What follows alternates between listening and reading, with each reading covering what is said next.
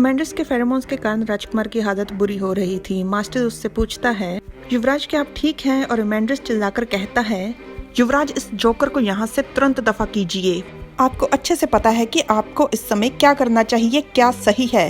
राजकुमार कांप रहा था, उसकी हालत बहुत ज्यादा खराब थी। वो धीरे से उससे कहता है कि यहाँ से निकल जाओ। पहरेदार कहाँ हैं? अमेंडस उसकी तरफ आगे बढ़ते हुए कहता है, जहाँ फिर आप अपने मंगेतर को दिखाना चाहते हैं अभी जो कुछ भी होने वाला है। राजकुमार मन में कहता है, मैं और ज्यादा ये सब कुछ रोक नहीं पाऊंगा। अगर ऐसे ही चलता रहा तो ये यहाँ पर खड़े होकर सब कुछ अपनी आंखों से देखेगा। वो घिनौना दृश्य। राजकुमार वो दृश्य मास्टर को नहीं दिखाना चाहता था, जिसे याद कर वो खुद सहम गया था।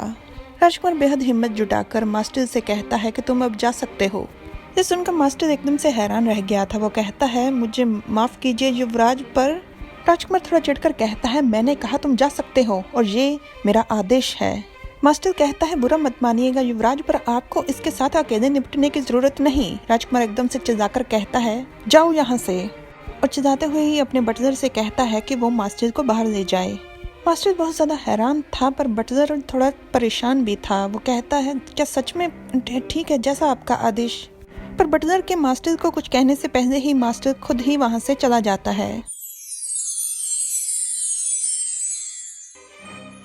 राजकुमार जोर जोर से चिल्ला कर अमेंडस को रुकने की विनती कर रहा था और वो सोफे पर पीछे पीछे खिसकता जा रहा था। और अमेंडस उसकी तरफ बढ़ते हुए कहता है, युवराज जी आप क्या कह रहे हैं? इतनी मुश्किल से अब जाकर हम अकेले हुए हैं। मैंने तो सोचा था कि हमारे बीच में ये तय हुआ है कि हम अपनी अपनी हीट एक साथ बिताएंगे। राजकुमार कहता है, अपनी बकवास बंद करो। तुम्हें पता है कि इस समय तुम्हारे ऊपर कितने ज्यादा फेरोमोन्स हैं?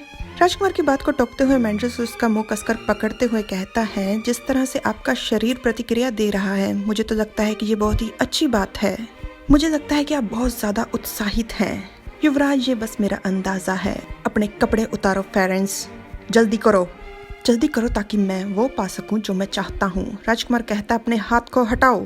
तो अमेंडस कहता है, फेरेंस मेरे प्यारे राजकुमार, तुम बहुत ही प्यारे हो, पर तुम थोड़े कम आज्ञाकारी हो। वैसे यहाँ पर जिस तरह से कुत्ते को ट्रेन किया जाता है अब मालिक के आगे पीछे घूमने के लिए, उस प्रकार का शब्द इस्तेमाल किया गया है। वैसे अब तक तो तुम्हें समझ जाना चाहिए था कि इतना ज्यादा विरोध करने का कोई फायदा है नहीं। यहाँ पर तो तुम पूरी तरह से तैयार हो खुद को पूरी तरह से मेरे हवाले करने के लिए। इस सब ड्रामे का क्या मतलब बनता है जब तुम इतने ज्यादा उत्साहित हो? राजकुमार कहता है, पहरेदार बिल्कुल दरवाजे के बाहर खड़े हैं, तुम्हारा दिमाग खराब हो गया है क्या? राजकुमार की कमीज को फाड़ते हुए अमेंडस कहता है, ध्यान से सुनो, मैं तुम्हें बताता हूँ कि कब तुम्हें क्या करना है। अपने बाकी के कपड़े सारे अपने हाथों से उतारो और नीचे जमीन पर चलो। अमेंडस राजकुमार के सीने पर इधर उधर उसे छूता है और साथ में बेहद घटिया शब्दावली का प्रयोग करता है। उसे बताता है कि कैसे क्या करना है। राजकुमार का शरीर फेरोमोन्स के कारण प्रतिक्रिया दे रहा था, वो भी राजकुमार के ना चाहते हुए। और एक बार जब हम दोनों एक हो जाएंगे तब मुझे तुम अपने प्यारे प्यारे आंसू दिखाना और बिल्कुल ठीक इसी समय तुम अपने मंगेतर को अंदर बुलाओगे और मेरी आंखों के सामने तुम उससे रिश्ता खत्म करोगे, शादी तोड़ोगे और फिर जाकर मैं संतुष्ट होऊंगा, मानसिक तौर पर भी और शारीरिक तौर पर भी।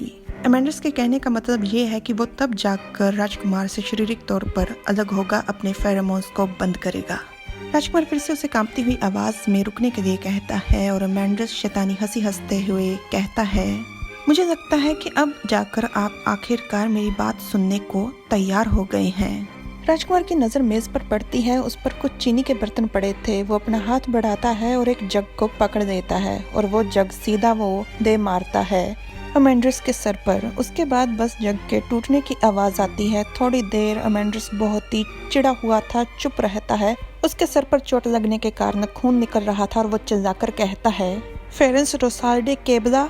ये राजकुमार का पूरा नाम है। राजकुमार मौके का फायदा उठाकर वहां से भाग निकलने की कोशिश करता है, पर अमेंडस उसे उसके बालों से पकड़कर पीछे खींच लेता है। बेवकूफ, तुम्हें लगता है कि तुम इतनी आसानी से मुझसे बचकर निकल जाओगे? तुमने मंगनी कर ली? तुम्हें लगता है कि मैं ऐसा कुछ होने दूंगा? मैं तुम्हें अनुमति दूंगा? लगता है मैंने तुम्हें कुछ ज्यादा ही लाड प्यार से पाल दिया, तभी तो तुम बड़े होकर इतने ज्यादा बदतमीज हो गए हो। सिर्फ तुम्हारी वजह से अब की बार की हीट मुझे अकेले गुजारनी पड़ी। मेरी सारी मेहनत, सारी कोशिशें बर्बाद हो गई। मुझे पहले दिन से ऐसा ही करना चाहिए था कि सीधा आऊं, अपने फेरोमोन्स रिलीज करूं और बस जो चाहूं वो करूं। अब जल्दी करो, अपने कपड़े उतारो।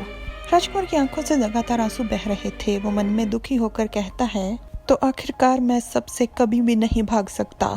क्या मेरी सब कोशिशें, सारी मेहनत इतनी निरर्थक थी कि वो सब बर्बाद हो गई बस एक फेरोमोन से?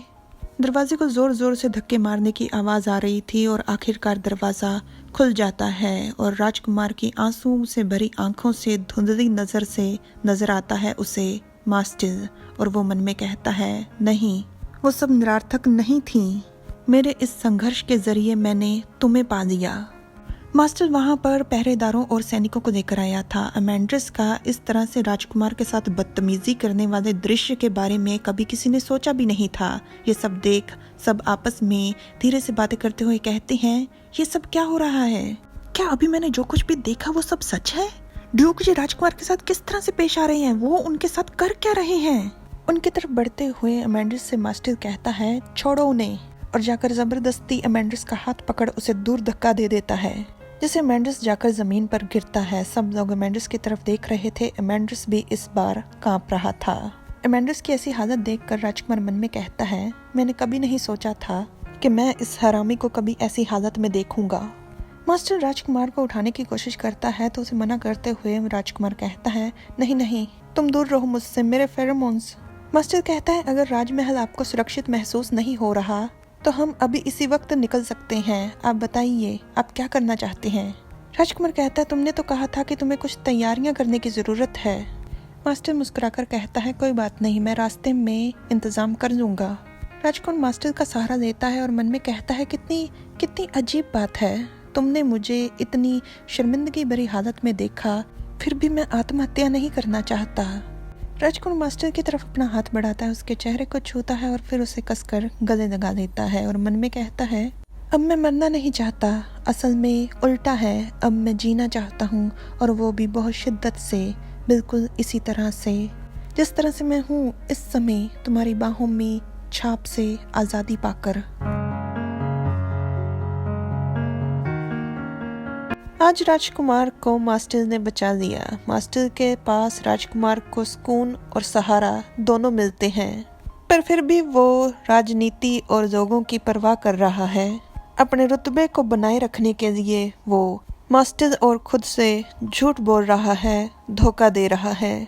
खैर, उम्मीद है आज हुए वाक्य से राजकुमार को एहसास हो जाएगा कि क्या सही है और क्या गलत, और वो सच्चे दिल से चुनाव करेगा, ना कि किसी राजनीति के आधार पर। Like, share, subscribe, comment. Thanks for watching.